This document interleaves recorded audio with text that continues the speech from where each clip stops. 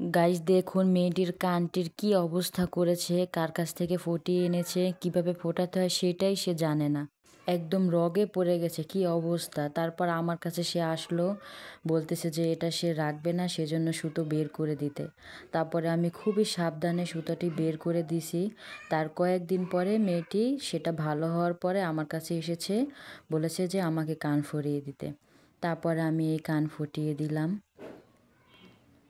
মেয়েটি হালকা একটু ব্যথা পেয়েছে এবং আমি প্রথমে কলম দিয়ে মার্ক করে নিয়েছি। তারপরে এই যে কান ফুটিয়ে দিলাম। আমি বলে দিয়েছি যে আমি ফুটিয়ে দিয়েছি, আমার কাছেই আসবে, যখন শুকিয়ে যাবে আমি আবার কানে কাঠি দিয়ে দিব। এই তো আপনারা দেখতেই পাচ্ছেন সে একটু লড়াচড়া কিচ্ছু করেনি। ব্যথা তো একটু পাই, হালকা একটু ব্যথা পাই, কিন্তু এইভাবে ফোড়ালে ব্যথা খুব কমই পায়। আর কোনো রকম কলম দিয়ে মার্ক না করে নিয়ে তারপরে সামনের দিক দিয়ে দেখা যায় ঠিক মতনই থাকে, পিছন দিক দিয়ে অন্য অন্য অনেকে অন্য দিক দিয়ে সুইটা বের করে বাঁকাভাবে। এবং ওই জায়গাটা কখনোই শুকায় না, ওই কানটা কখনোই ওইখানে কোনোদিনও দুল পড়তে পারবে না, শুকাবে না, কিচ্ছু না।